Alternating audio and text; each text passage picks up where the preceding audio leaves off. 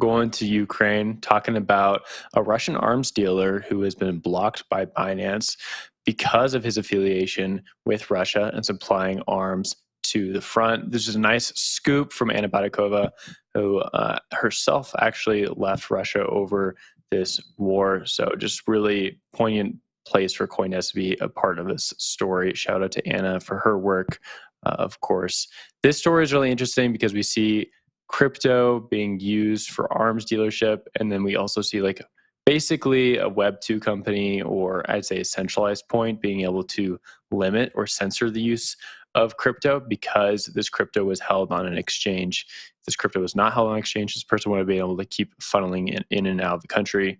Another addition to this story, of course, is the fact that this person was using crypto or choosing to use crypto to make these arms deals and make these arms trades. Notably, it wasn't a large amount of the donations or purchases were made in crypto. They're actually normally made in different local currencies or different Russian-based banks.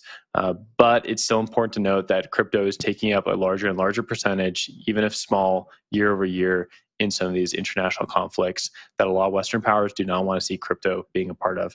Zach, I want to throw this one up to you and get your take on the story.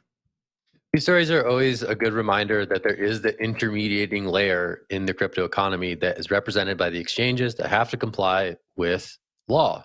And if this is a request from a government, more times than not, the intermediating companies will comply with the law, right? So it's always good to use these opportunities to say, okay, this is sort of the fintech layer of the crypto stack. And then below it, on chain, is where such things such as this can't be immediately censored, right? We've seen sort of OFAC sanctions roll out to the wallet level, but on chain, these are things that, you know, the intermediating layer of companies can't interfere with, right? So I think the question, like sometimes you see sort of this misunderstanding. It's like, oh, how decentralized really is crypto? No, it's not that it's not a decentralized network that is an open ledger that is immutable and open to all.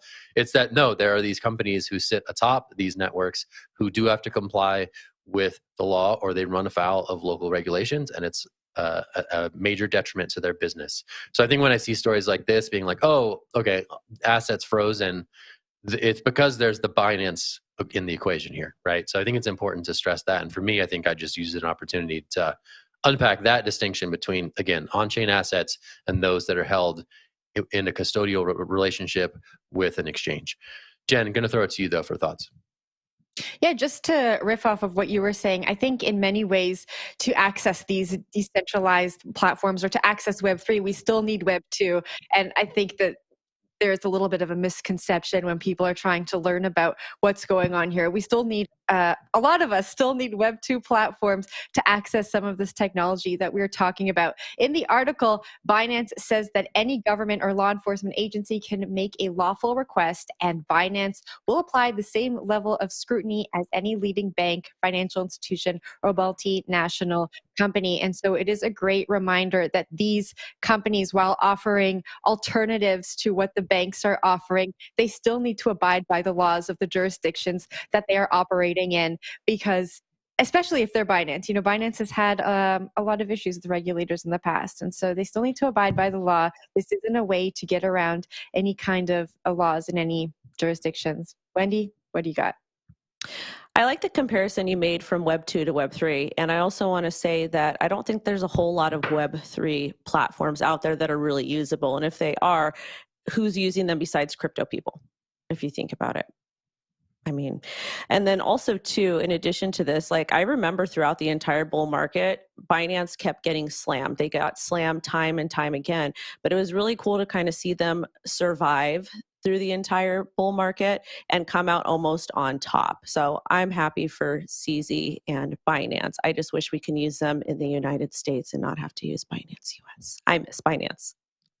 Or at least you have Binance US. In Canada, we got nothing. You don't? Yeah.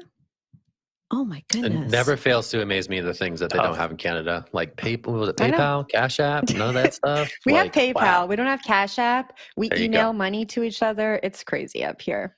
Every time this comes up, I'm just mind blown. Canada. Wow. Crazy stuff. And people wanted to move to Canada.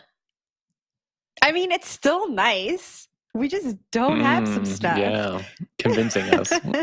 Oh, wait, Jen, do you guys have corn, though? We got corn, All and that right, is I'm with something it. to celebrate.